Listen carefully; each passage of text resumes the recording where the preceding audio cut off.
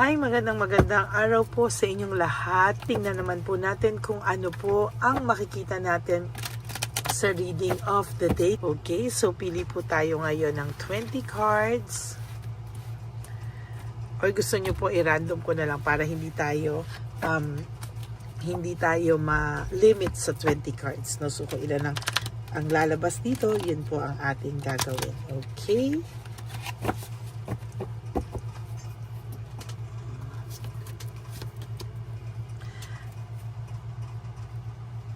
Ito po ay nakikita po dito na ikaw po ay nakukontento sa mga maliliit na bagay na makakapagpasaya sa iyo. Hindi daw po ikaw mahirap pasayahin. As a matter of fact, ikaw po yung tao na napakadaling maka-appreciate ng mga bagay. Hindi mo nga po kailangan bigyan ng mga mamahalin, but ikaw po yung tao na basta mahalin lang ng totoo.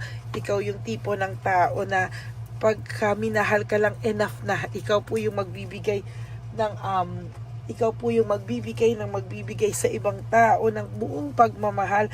At nakikita ko po dito sa first card pa lang, no, na na-appreciate mo po kahit maliliit na bagay lamang, no, basta galing sa puso. Ikaw po talaga ay nakaka-appreciate na ng mga bagay-bagay sa mundo, no.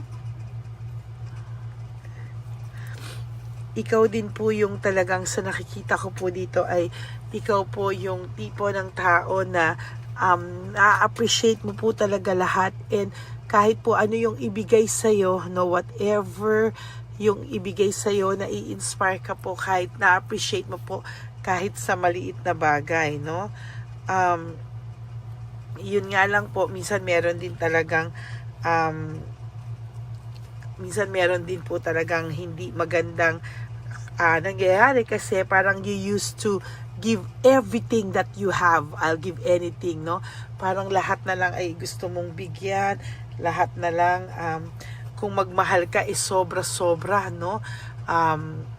Hindi mo minsan napipigilan yung pagmamahal mo. Talagang sobra-sobra ka talagang sobra-sobra ka pong magmahal, sobra-sobra ka pong parang buhos na buhos, no? So, para wala ka daw regrets, no? So, ang nangyayari po nito, ang nagkakaroon ng regrets sa'yo, yung tao na nagkaroon ng hindi maganda. Laging may guilt po yung mga tao na gagawa sa'yo, or magkakaroon po talaga sila ng regrets. Kasi po, hindi mo po alam na dun pa lang po nila, pag nawala ka, dun pa lang po nila may isip na mahal ka pa rin nila, na nagki-care pa rin sila, na nandyan ka pa rin sa puso nila. So, dyan po makikita talaga na aray, no? Dun pa lang marirealize na lahat pala, no, ng mga ginawa mo para sa kanya ay talagang makikita niyang hindi niya makikita sa iba, no? Sabi nga dito, parang ang gusto mo lang naman ay lahat ng katotohanan. Minsan nga po, kahit sobrang sakit, parang okay lang, basta malaman mo talaga yung kung ano yung totoo, no? Kung ano yung totoo, parang basta ikaw na bahala sa sarili mo. I keep at it, I am getting better. I keep getting better. Kahit masakit, basta ang importante sa'yo, yung naging honest lang ba, yung pinagtapat sa'yo. Pero ang hirap kasi, no, na parang minsan inililihim talaga sa'yo, no. Minsan hindi mo alam kung ano yung gagawin mo, no. Sabi nga dito, kailangan mo minsan maging smart, tuparin mo o pakinggan mo yung mga intuition mo, but sometimes kasi hindi mo alam daw yung value mo, no. Kailangan i-recognize mo yung value mo. One of Pentacles is about values, no, self-values mo, no. Kailangan alam mo raw yan, panindigan mo raw. And sometimes gastos ka ng gastos sa iba, tulong ka ng tulong sa iba, sobra kang mag-solve ng problema ng iba, pero yung sarili mo hindi mo man lang matreat. So kailangan ilabas mo yung sarili mo, gastusan mo din naman yung sarili mo, i-treat mo rin yung sarili mo. At talagang sinasabi ko, bigyan mo ng kasiyahan yung sarili mo. Wag yung lagi ka raw tingin sa ibang tao, na lagi na lang ibang tao. parang kailangan mo ring mangarap para sa sarili mo, kasi sa totoo lang nahihirapan ka, hindi mo alam ang gagawin mo. Sana minsan daw matutunan mong mahalin ang sarili mo, maturuan mong mahalin ang sarili mo.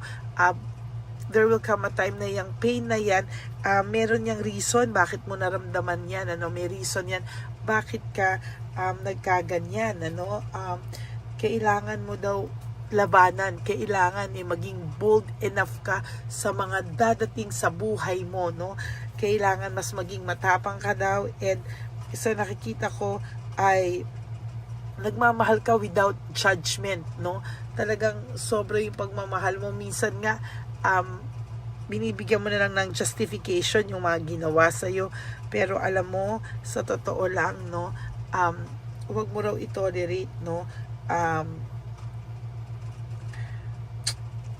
sana daw ay matutunan mo ring maging masaya ulit with or without this person. Kailangan mo maging masaya. Alam mo kung bakit? Minsan kasi dun niya marirealize kung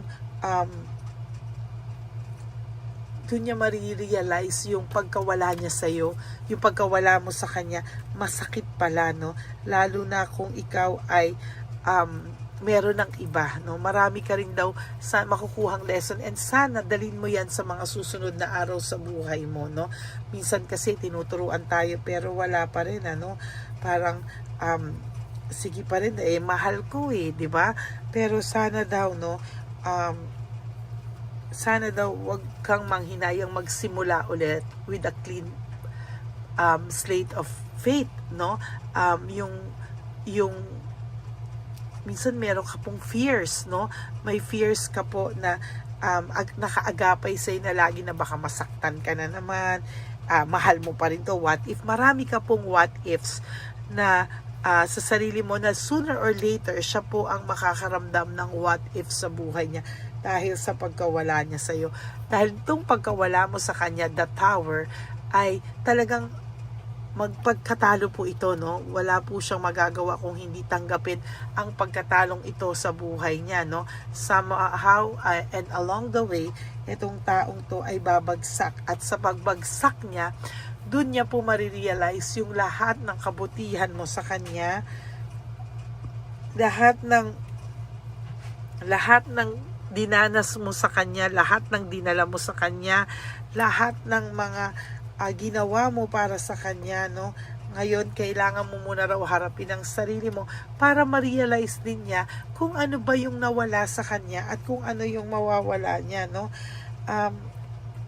Kailangan mo talagang umalis muna dito.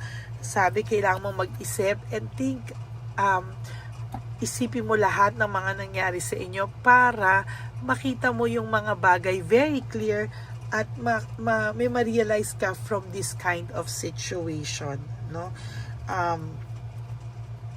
parang kailangan mo kasing tanggapin yung mga bagay, and have some faith na itong storm na to na dumating sa iyo, sooner or later ay meron siyang kapalit na something better na in store for you, the wheel in reverse, this is about negativity, frustration, depression. Talagang kahit anong mangyari, madidepress at madidepress siya, whether you like it or not, kung akala mo na okay siya, but this person, magbaback down to talaga, magbaback down tong taong to, dahil pag na-realize niya lahat ng pains, ay talagang sinasabi ko sa iyo, hindi niya kakayanin lahat ng nangyayari sa kanya. Talagang there will come a time, ito naman ang luluhod sa iyo at magmamakaawa, Ngayon, right now, i-enjoy mo yung iyong sarili, The Hermit is all about pagre-reflect sa buhay mo, pag-iisip, pagre-reflect, and ito po yung nakikita ko na unti-unti sa pagre-reflect mo, makikita mo yung halaga mo at alam mo dapat na hindi ka din ginaganon. Lumabas ka, but you should choose your friends and yung sinasamahan mo wisely, because hindi mo alam na yung ibang kakampi mo po ay hindi mo naman din talaga kakampi. kailangan or gugustuhin niya ng new beginning sa buhay niya, sa inyong dalawa maybe, marami siyang marirealize sa mga susunod na araw na doon niya ikaw hahanap-hanapin, hahanap-hanapin ka din talaga rito dahil marirealize niya na napakahirap pala ng buhay kung wala ka sa kanya, no? Kailangan yung bigat ng buhay mo is pagaanin mo, no? Turuan mo yung sarili mong pagaangin yung buhay mo, no? And sooner or later, no, sana wala ka nang gawing paghahabol sa kanya. The hangman, dapat ikaw ay chill lang, relax, wala kang gagawin na paghahabol dahil dapat siya na ang gumawa nito, no? Alam ko na kaya mong gawin lahat para sa pag-ibig at para sa kanya, but you have to realize that ikaw din kasi ang magbibigay sa kanya ng or magtotolerate sa kanya para ma-realize niya yung value at worth mo na hindi niya naiintindihan.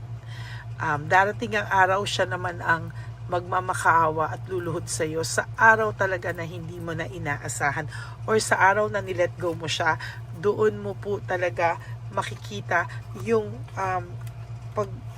pag-aray niya na wala ka na sa buhay niya. Okay, that is your first reading of the day. I hope na naka-resonate kayo, and if you do, can you please give me a like and comment down below para alam ko naman po kung ano ang feelings nyo ngayon right at this very moment. Alam ko kung ano ang feelings nyo. And for those of you who would like to have a private reading with me, you can message me po at Lady Lee Elena. That's LADYLY Elena. Nasa dulo po yan ng ating video. Diyan nyo lang po ako makokontak. That is my only official and legit FB and Messenger account. Salamat po sa inyong lahat. And may God bless you all. And ang lagi ko lang pong payo sa inyo is just to live one day at a time. You do 3 things that will make you happy for the day. Prioritize yourself, make yourself happy, and always choose to love yourself because self-love is still the best love of all. And you have to realize that life is so short. Don't make it shorter by stressing yourself from all the pains and heartaches na binigay sa inyo na kahapon. Just surrender everything to the divine universe and just let go and let God write your life and love story. Ako po ay magbabalik for our second reading of the day. Maraming salamat po sa inyong lahat and may God bless you all. Bye!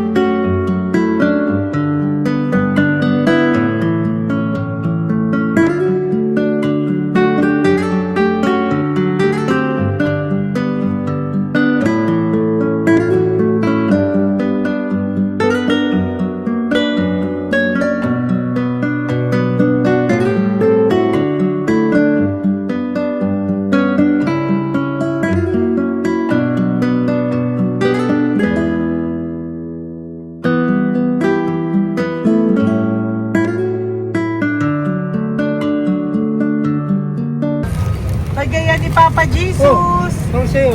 Ito pa nung. Go ahead. Pera. Wala na, that's it. Ito po pera. Ito pa pera, oh. Bigayan ni Papa Jesus. Kain mo yan, ha? Jesus yan. Bigay. ng pera dyan, ha? Okay lang kami, okay lang kami. Para sa iyo yan, para sa iyo. Naman yan ang isip niya pa. Pagkain mo yan, ha? Saan ka pa? Bye-bye! Yung pagkain mo kunin. Nga po to. Bakit? Lagay mo lang po dito. Pwede po. Taga po, may bibigay lang po kami sa'yo. Bigay po ni Papa Jesus. Yan, para po sa'yo yan. Ingat po.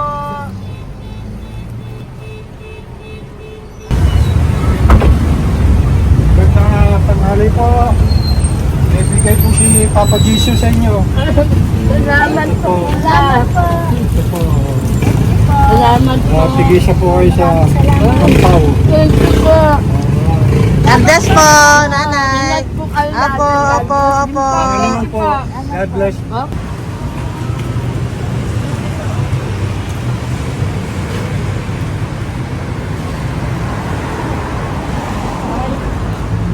Bigay po ni Papa Jesus sa inyo.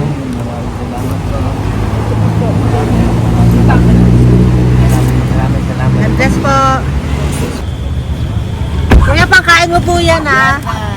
Kain ka ba nandyan? Po, hindi po. Dito po, nanatimbahan po. Ah! Sa Music Ministry. Doon ka nakapwesto. Opo. Sige po, Sige po, bye-bye labay po. God bless po. Ingat.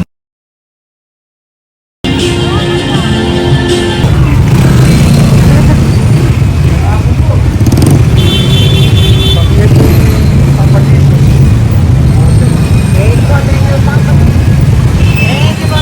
Thank you po. Bye po. Meron pa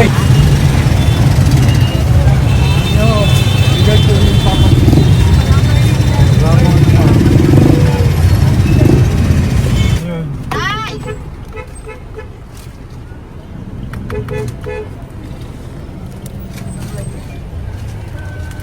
Yun. Tay, para sa'yo po, bigay po ni Papa Jesus. Papa Jesus, eh. Tay, bye-bye. God bless po, God bless.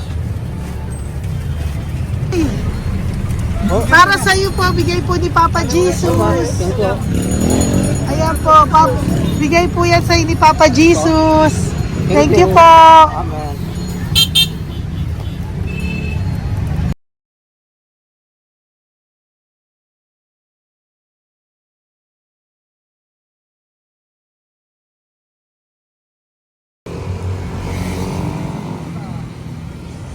Bigay ni Papa Jesus.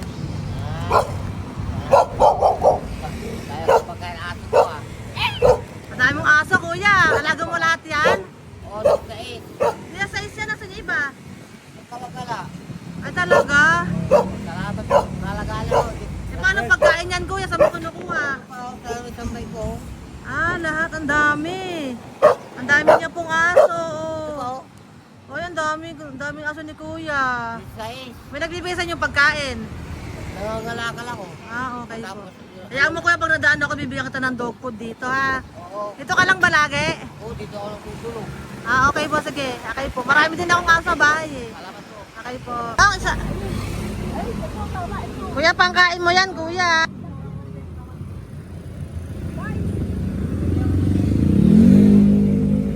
Nangangalakal ka, kuya? Sige po, thank you po. Maraming salamat, ma'am. May pagkain ka, nanay. Kahirap ng buhay ngayon. Ba't nandito ka, nay?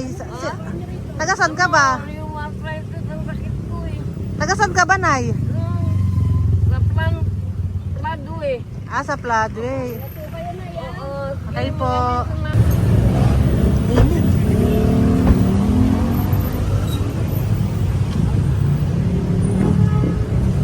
Nay! Bibigay ako sa'yo. Matandaan mo na ako. Ito. Ako po. Si tatay. Si tatay. Thank you, Nay. Habay po.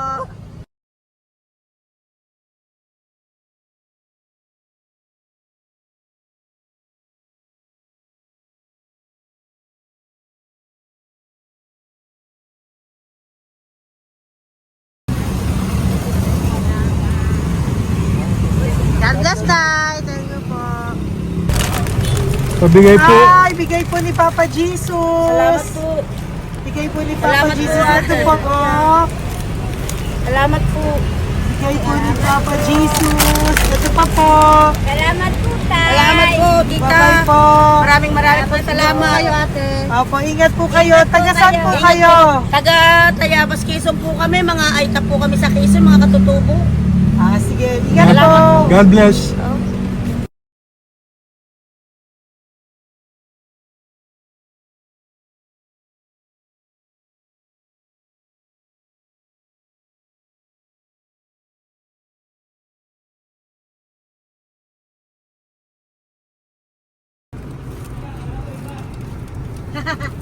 Tay, Tinatawag niya bigay po ni Papa Jesus. Thank you po.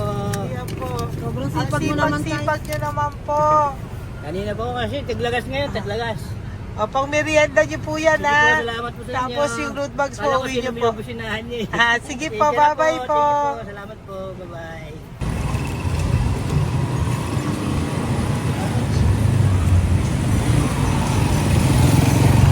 Brother! Basta, mabigay ni Papa Jesus. Ang sa'yo.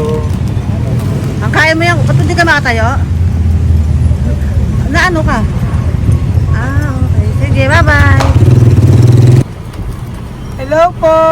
Salamat. Para sa inyo po, bigay ni Papa Jesus. Thank you very much. Sige po, bye-bye po. God bless you. Tay, magandang hapon po. Bigay po ni Papa Jesus. Ito pa po, Tay. Para sa inyo po. Bye-bye po.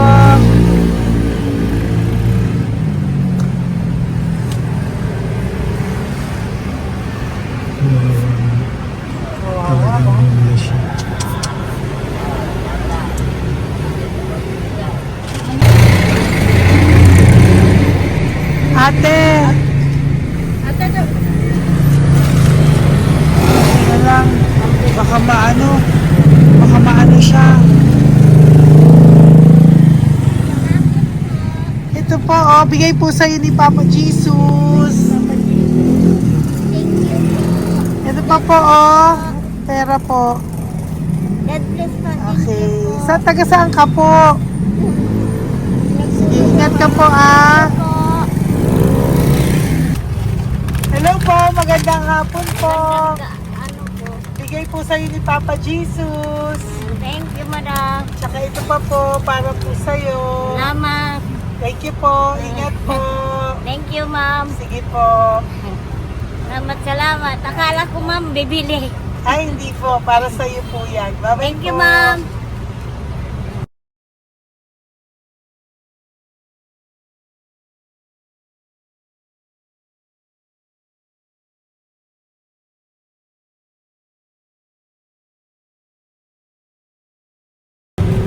Tay, Hirap na hirap. bibigay po ako ng puso. Hirap na hirap Dito siya. po tayo, dito sa kabila. Ano mo siya, lies pa yan. Kawawa naman. Tay, magandang araw po. Oh, Lord. Bigay po ni Papa Jesus. Ito po, ano yung pandagdag po. Dagdag po, bigay po ni Papa Jesus. Thank you po. Thank you po, Kawawa tay. naman. Diyos ko, hindi na siya makaano ko. Ano? Tapos, may tatawagin ka. Ano kami yun, narinig ko lang. Siyempre, ang bigat niyan.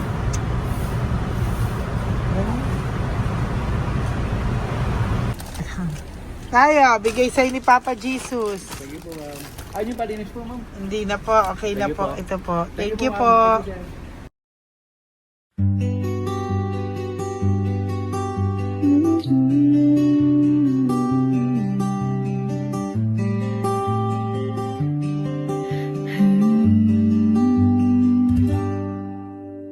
Nasa panahon ako ng kalungkutan, panahon na hindi ko alam ang gagawin.